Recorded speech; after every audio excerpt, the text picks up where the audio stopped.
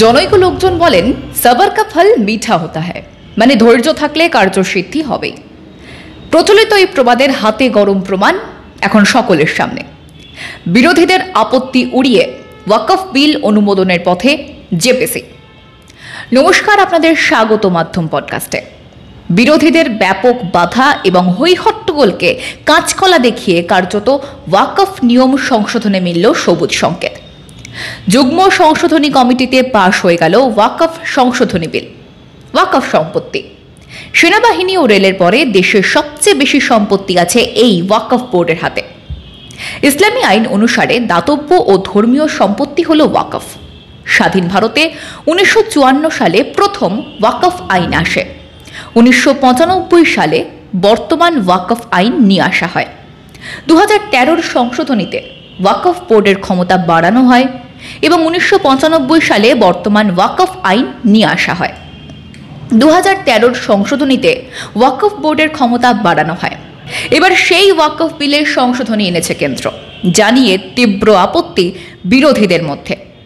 সংসদ থেকে শুরু করে বিধানসভা সর্বত্রই জোর শোরগোল। ছিল ব্যাপক বাধা, ছিল প্রচুর হৈহট্টগোল। বিরোধীদের বিপত্তি সত্ত্বেও জেপিসিতে পাশ করা হলো ওয়াকফ বিল। বিরোধীদের আপত্তি খারিজ, এমনকি সংশোধনী প্রস্তাবও। ওয়াকফ সংশোধনী বিলের খসড়া অনুমোদন করল যৌথ সংসদীয় কমিটি। প্রসঙ্গত, খসড়া বিলে মোট 44টি সংশোধনী প্রস্তাব দেওয়া ছিল। তার মধ্যে 14টি সংশোধন এনে বিলে ছাড়পত্র দেওয়া হয়েছে। এ নিয়ে চূড়ান্ত ভোটাভুটি হতে পারে 29শে জানুয়ারি। আগামী 31শে জানুয়ারি তার চূড়ান্ত রিপোর্ট জমা পড়বে।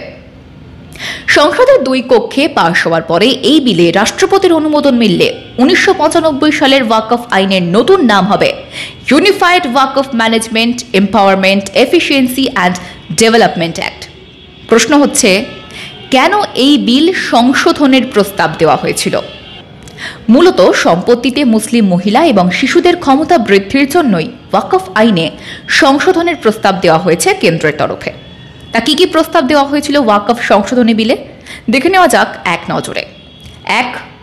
জমিতে আর দাবি জানাতে পারবে না ওয়াকফ কাউন্সিল।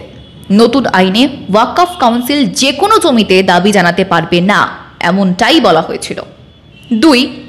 ওয়াকফ বোর্ডে অন্তত 2 জন মহিলা সদস্য এবং একই সঙ্গে কমপক্ষে 2 জন অমুসলিম সদস্য যোগ করার প্রস্তাব দেওয়া হয়েছিল। 3.